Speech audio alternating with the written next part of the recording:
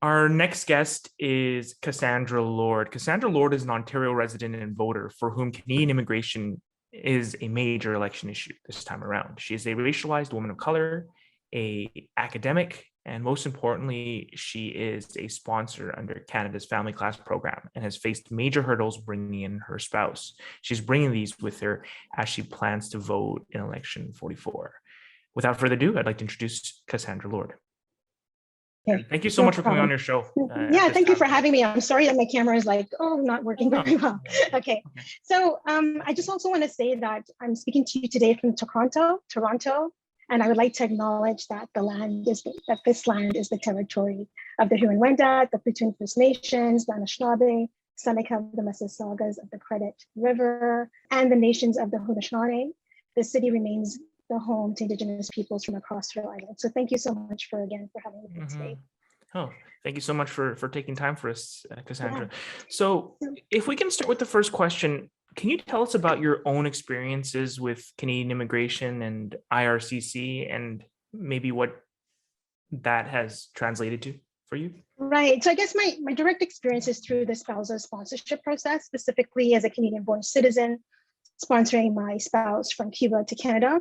And I also add here that being the daughter of immigrants, my experience of immigration is through my parents' experience of immigrating to Montreal from Trinidad and Tobago as university students during the Pierre Trudeau-Elliott years. And that also informs my discussion. But I think my parents' process, as they explained to me, they're no longer here, was not particularly difficult in terms of coming to Canada and later becoming citizens, but it was through maybe their own experiences of race and racism in Canada that they experienced. And I think reflecting on my own process of spousal sponsorship, which lasted about 20 months, I would say that spousal sponsorship is not for the faint of heart.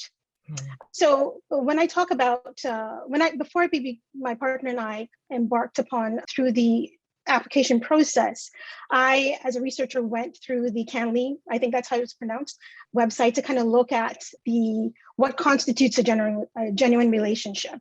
And I also want to say here that spousal sponsorship, as how it's been framed, is through a very heterosexual lens. And my partner is male, but also I'm very aware of how, even looking through the CanLI website and the court documents in terms of how genuineness was established, it is very much through a heterosexual framework. So I kept really at the forefront of my mind, race, class, gender, and sexuality were how I constructed my genuine relationship story as a way to kind of talk about how we met and so forth, as a way to show IRCC, because I think it's, as a racialized woman of color, I have to prove my relationship partner we have to prove our relationship is genuine through, and also that we're seen as guilty first instead of innocent, and proving our innocence. So I will say here that the application process for RCC began with us submitting in October 2019. And within a month, we received a request for biometrics and then the sponsor approval. And then the paper-based file was sent from Canada to the Mexico visa office. I will say here also that Cuba is unique in that it's economically challenged. There is no panel position available in Cuba on the island. And in 2019, services pertaining to the processing of files were moved from Cuba to the Canadian visa office in Mexico. So Cuban PR applicants need to fly to a third country, and most likely a third country that is non-visa required in order to get their medical done. And also in order to get their interview done. And the two countries that are in close proximity, you have a choice of going to Trinidad and Tobago or going to Mexico, but you need a visa in order to go to Mexico. So in early 2020, in March, we got a medical request, and the best option was to fly to Trinidad and Tobago in order for us to do the medical there.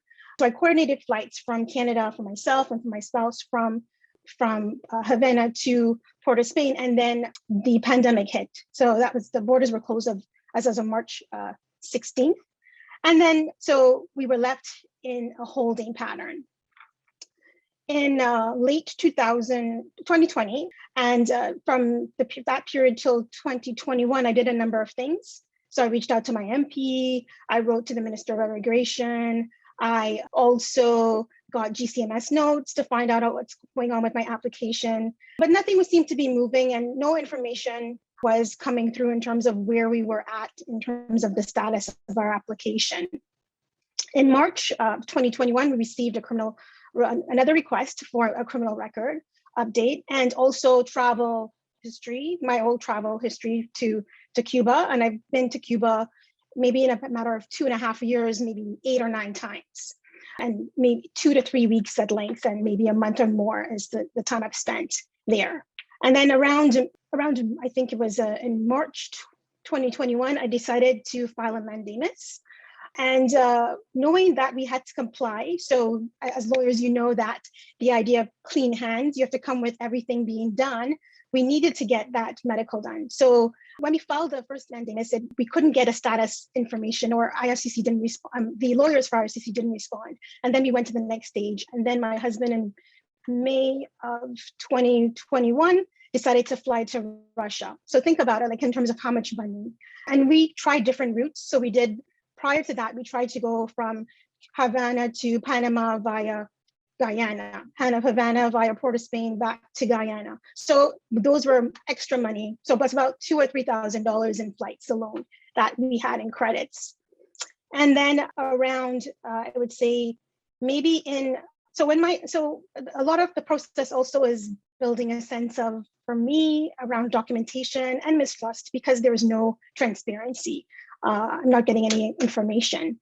So around, I think when my partner they went to Moscow, I asked them to send me a photo of your medical report, knowing that it wasn't going to be in the system from the medical establishment there to IRCC. But so we did that in order to kind of force the hand through a web form.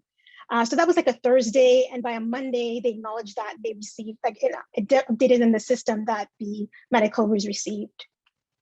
And then from there, I think when we went to the next process of the writ, and then things started to move. So in the beginning of June, we got a pre-arrival, and then a couple days later, then we got the COPR passport request.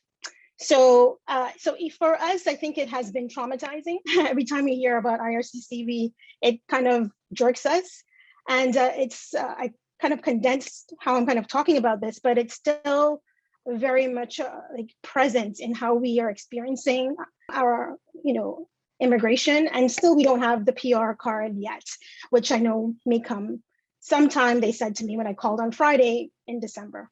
Wow. That's a lot of information in the last few minutes, and I can certainly appreciate how that can be traumatizing. It's almost like that shock of electricity when you probably hear IRCC. So let me just ask a question about what's currently going on, the elephant in the room, the election. So as the elections are going on and being in the throes of a complex sponsorship or right out of it, what are your thoughts? Has your Canadian immigration experience, through the sponsorship process, shaped your vote?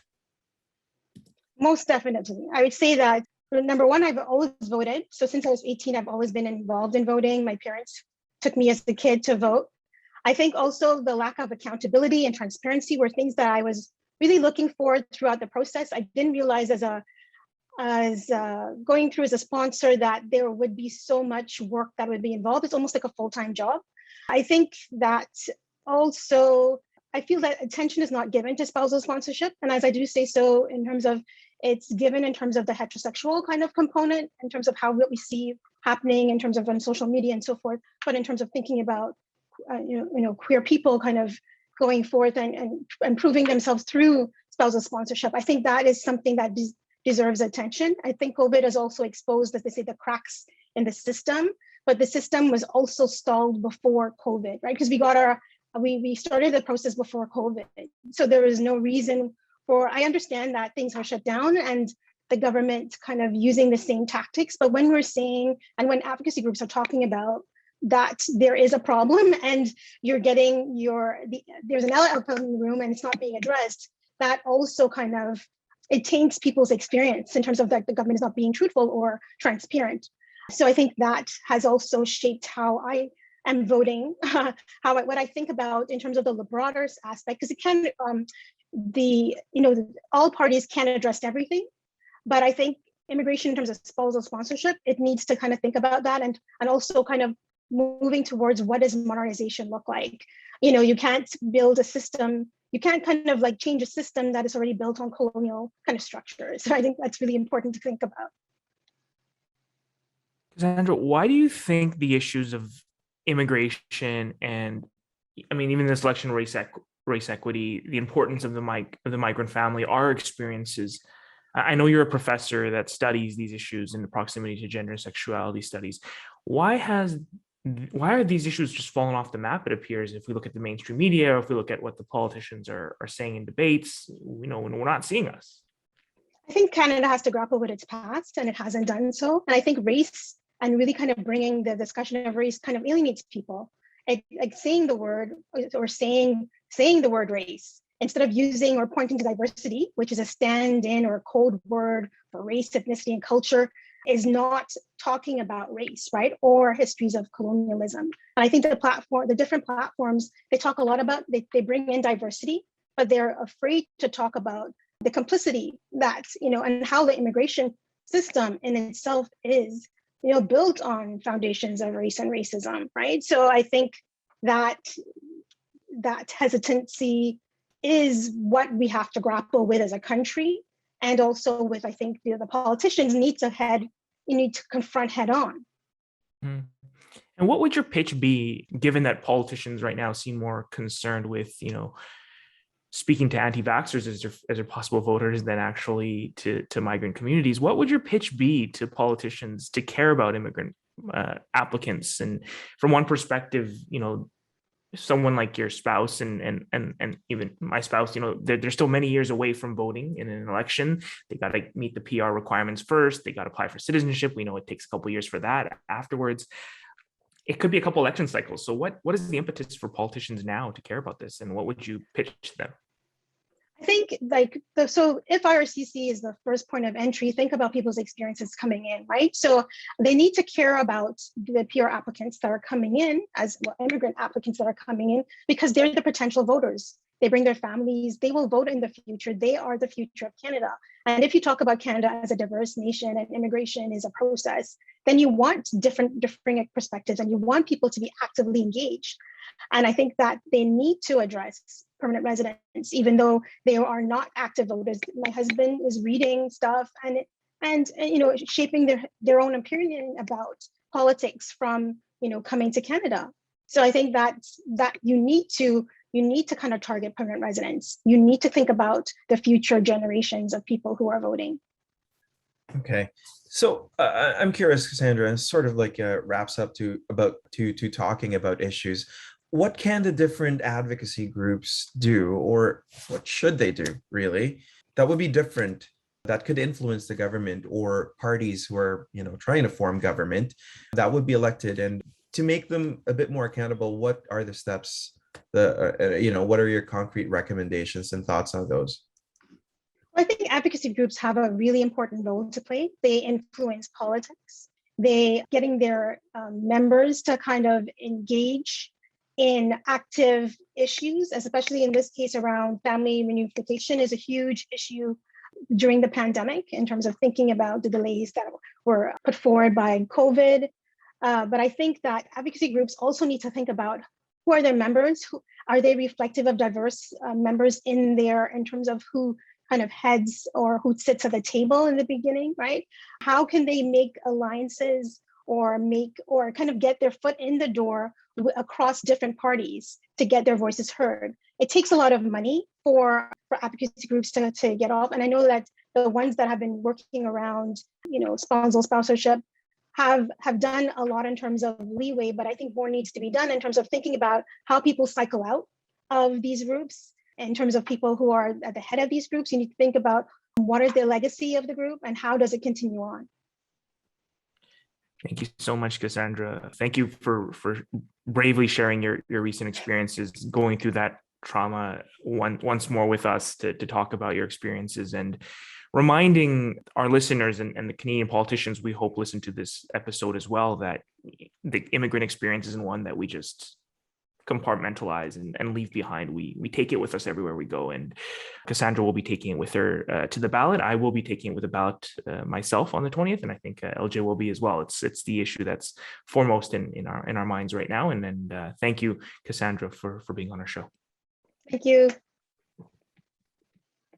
Well, that was a really great conversation with Cassandra, Dr. Lord. I thought I learned a lot, and I'm really excited to see how she translates her experiences into her research and advocacy.